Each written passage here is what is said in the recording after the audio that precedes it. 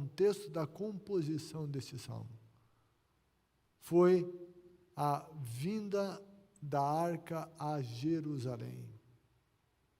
Onde estava a arca do Senhor, ali os israelitas se cultuavam. E Jerusalém é chamada a cidade de Davi porque Davi a conquistou. Ele a conquistou dos jebuseus, e em Jerusalém Davi colocou o seu trono. Jerusalém ficou como capital, então, da nação de Israel. Mas a arca não estava em Jerusalém. E Davi, sabiamente, ele quis trazer a arca para Jerusalém, o lugar onde se reinava. E o culto, então, seria em Jerusalém. E Davi, então, isso está no segundo livro de Samuel, capítulo 6, ele então manda vir a arca, e no transporte da arca, na primeira vez, ocorreram algumas coisas erradas, porque não se observou a palavra de Deus. Davi, para trazer a arca, então, não sei de quem foi a ideia, se foi dele, se foi alguém que sugeriu a ele, olha, vamos trazer a arca, vamos fazer um carroção novo, bonito, bom, que bois estejam carregando esse carroção, e vamos deixar a arca em cima. E eles assim o fizeram, e vieram trazendo a arca. E de repente, a roda desse carroção caiu em um lugar e que desequilibrou a arca.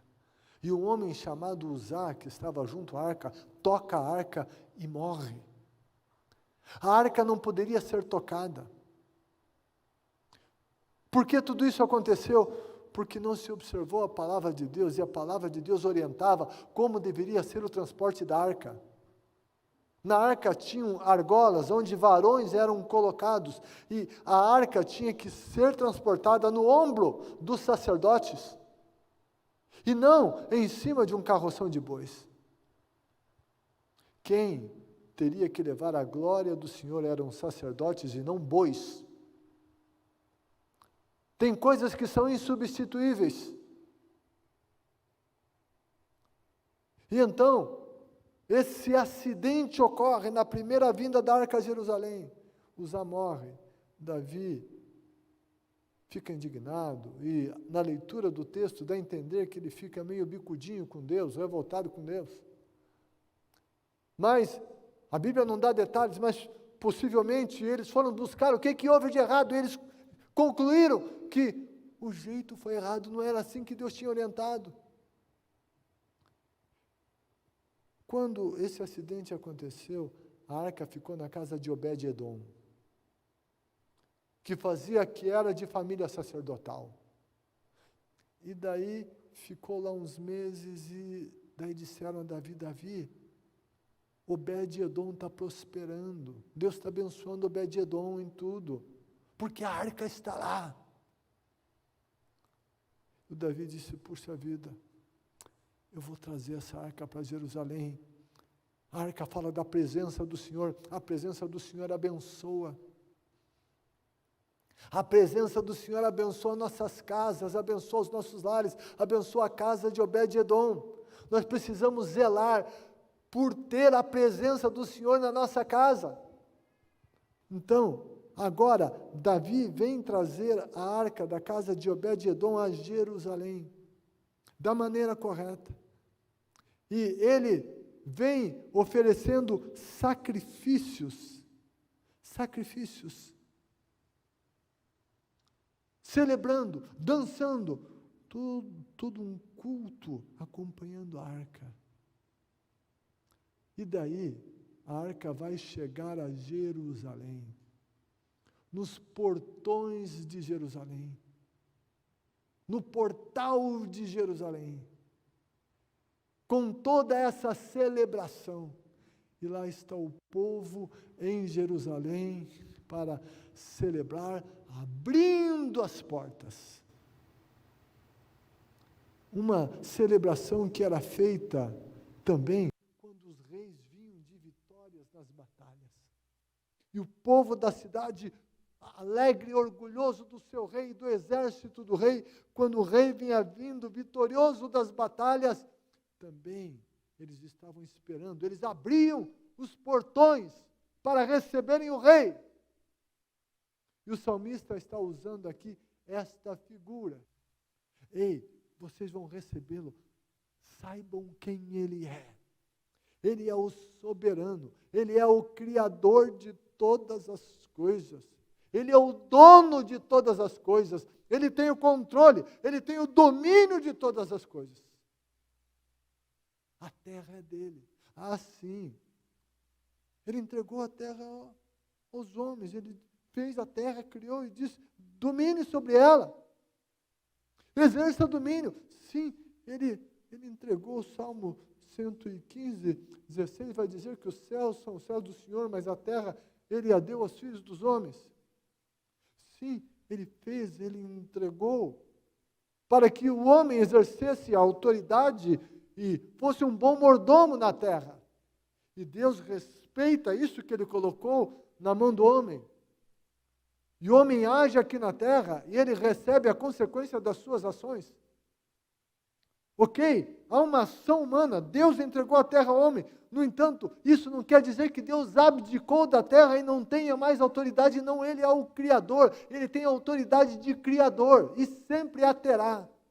Isso comunica que Deus é aquele que tem o controle sobre tudo o que acontece aqui. Respeita a ação humana, mas ele tem o controle e ele é soberano sobre tudo. O homem tem usado mal essa terra. Ele entregou ao homem, o primeiro homem errou, chamado de o primeiro Adão. Mas há o segundo Adão. E Jesus é chamado do segundo Adão. E esse segundo Adão não errou. Esse segundo Adão viveu de maneira perfeita. E esse segundo Adão vai reinar de maneira soberana no milênio. Vai cumprir o primeiro propósito de Deus para o homem. E Jesus reinará, mas Deus continua no trono e sendo soberano. A expressão subir o monte do Senhor era uma expressão muito significativa e entendida com nitidez pelos israelitas. Haviam as festas estabelecidas por Deus, e que o povo se dirigia a Jerusalém de vários lugares. A Jerusalém em um lugar alto, conhecida como aquela que estava nos montes de Sião. Subir ao monte falava de sair dos lugares e caminhar a Jerusalém para cultuar ao Senhor. Jerusalém num alto lugar, e também em Jerusalém havia um determinado lugar que seria o Monte Moriá, que posteriormente lá veio a ser construído o templo. Mas Jerusalém, esse lugar do culto, e subir ao monte do Senhor envolvia um esforço, envolvia sair dos lugares onde se estava, deslocamento para, junto com todo o povo de Deus, adorar ao Senhor. Envolvia intenção, um deslocamento com um objetivo de cultuá-lo. Isso falava de subir ao monte do Senhor. Quando a Bíblia fala em subir ao monte do Senhor, é cultuar, é adorar ao Senhor. E quem poderia de fato cultuar de maneira adequada ao Senhor? E diz a palavra de Deus, é aquele que tem as mãos limpas e o coração puro. Mão fala do que se faz. Que o que a gente faz esteja alinhado com a palavra de Deus. O que a gente fez que não esteve alinhado com a palavra de Deus, que haja arrependimento, que haja confissão, para que as nossas mãos sejam limpas. E que façamos as coisas de acordo com a palavra de Deus e os princípios dela. Mãos limpas. Quando a Bíblia fala de coração, ela fala de alma, ela fala de sentimento, mas tem toda essa questão da alma. Alma fala do que eu penso, alma fala do que eu sinto, alma fala do que eu quero. Eu penso, eu sinto, eu quero. Isso envolve alma, isso envolve coração. E o adorador precisa cuidar dessas áreas. Ninguém tem uma alma perfeita, ninguém tem um coração perfeito.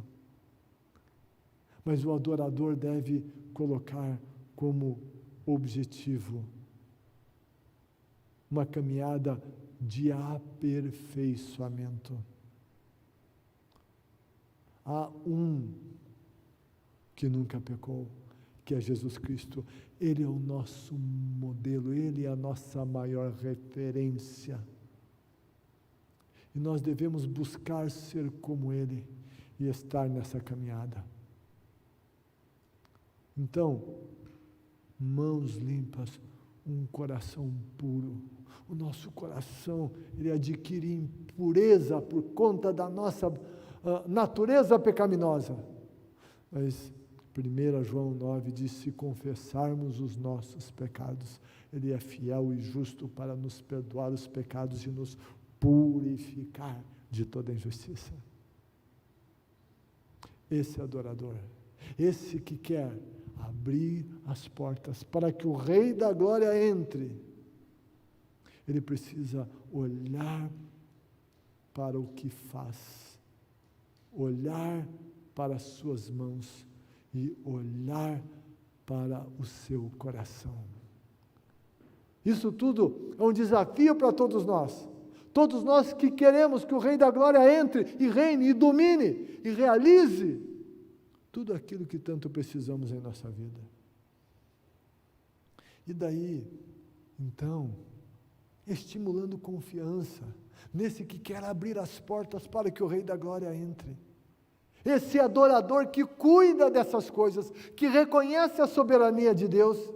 Esse adorador que se desloca, que cultua o Senhor, que vem à igreja, que se reúne num grupo pequeno. Esse adorador que vai ao monte, que sobe ao monte, que cultua e que busca essa preparação. A Bíblia vai dizer o seguinte, nos versículos 5 e 6.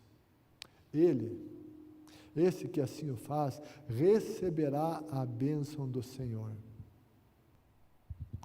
Esta figura é tão linda que é usada aqui. E de repente a gente vai lá para o Apocalipse. A figura é diferente.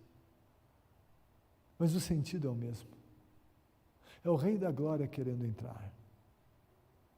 3º capítulo de Apocalipse.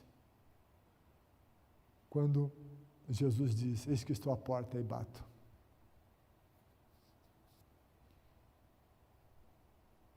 Se alguém ouvir a minha voz e abrir a porta, eu vou entrar. O Rei da Glória queria entrar lá no Antigo Testamento. O Rei da Glória quer entrar na Nova Aliança. O Rei da Glória quer entrar nas cidades, nas igrejas, nas casas, nos corações.